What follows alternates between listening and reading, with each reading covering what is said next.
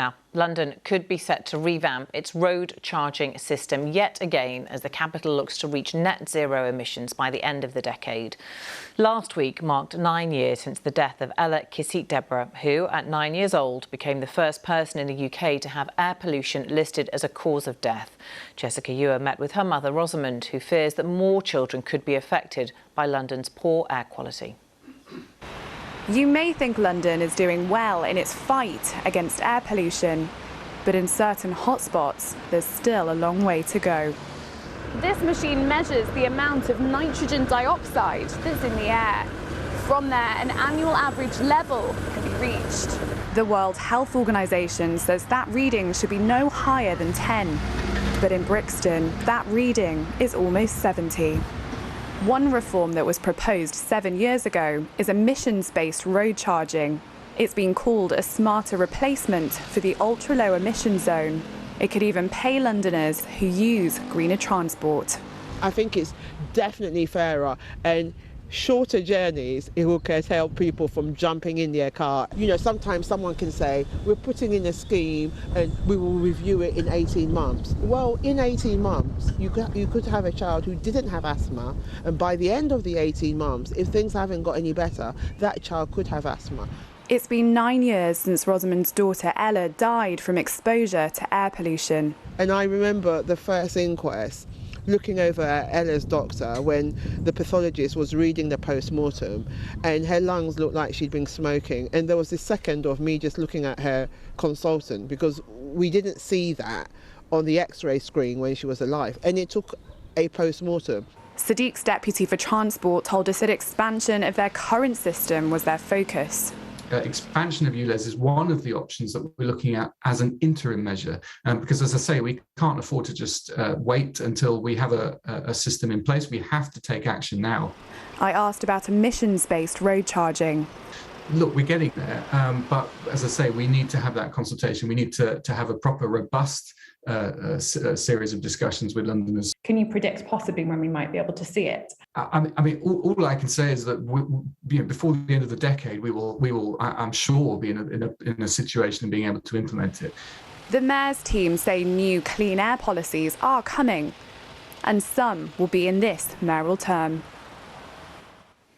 Well, Simon Burkitt from Clean Air London joined me now to discuss. Simon, welcome to you. Thanks very much for being with us. So, a new road charging system, how would it work? Well, at the moment, we have several blunt instruments. We have congestion charging, the ultra-low emission zone and the low emission zone. It's very confusing for people. A new scheme, emission-based road charging, which I've been calling for since 2015, would be one scheme which would be bigger, stronger, smarter and fairer. And all it would have to do is work out where people are, time of day, place, and the quality and quantity of fuel that they're burning.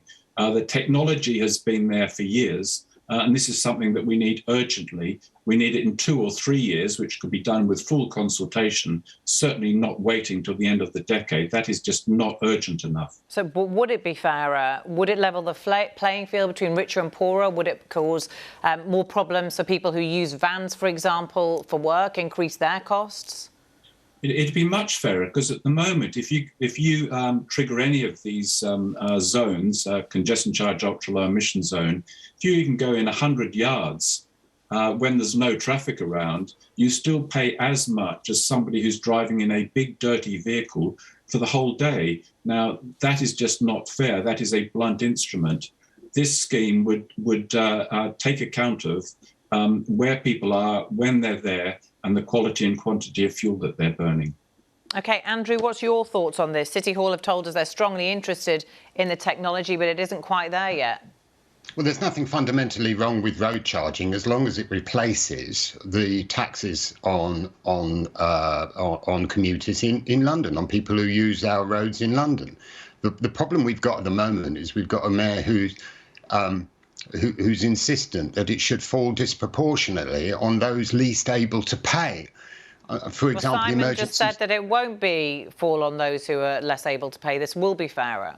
That's what we've heard before, but I'm afraid, the person in charge is Sadiq Khan, and he's been unwilling, for example, to make exceptions for emergency service workers who have to get into work before public transport comes in. He's been unwilling to take into account the needs of disabled people who need to use those streets. He's been unwilling to talk to charity, or unwilling to move, despite talking to charities. Let's put these criticisms to Steve. Are these fair points? There's plenty more. There's I'm surprised Andrew hasn't yet blamed Sadiq for the invasion of Ukraine, since blaming Sadiq is the stock response to any question you put to him on this actual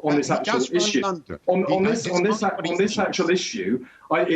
Toxic air is a real problem in London. Your clip there just made that absolutely clear. As to what you do about it, I've always felt with measures to support green approaches, you have to take the public with you. Otherwise, you generate a backlash that means that you can lose the progress you could potentially get. Now, there's a consultation going on at the moment about a range of options. Road pricing is one of those. Extending the ultra-low emission zone is another option. We'll see what the public in London, what Londoners actually want. And I think, we'd be wise and sensible to wait and see what Londoners say before we finally pronounce on this. But it seems to me that a key way to reduce emissions from vehicles is to reduce the number of vehicles on the road. And a key way to do that is to improve the quality and affordability of public transport. Now, because of the pandemic and the fact that Londoners followed the rules and the number of people travelling on public transport dropped by 90%, revenue for Transport for London dropped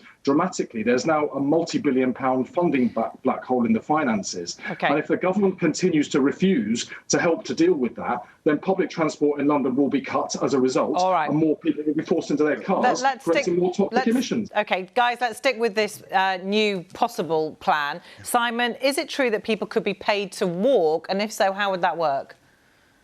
Well, it would be easy by just working out how much you charge the most polluting vehicles to raise funds from the scheme. The government is saying that they want the mayor to raise between £500 and £1 billion as part of the TfL refinancing. While there are encouraging tones this weekend about how those negotiations are going, you would tune that scheme so that you could pay people. Apologies for interrupting you. We'll find out plenty more about this. We must leave it there. We're out of time.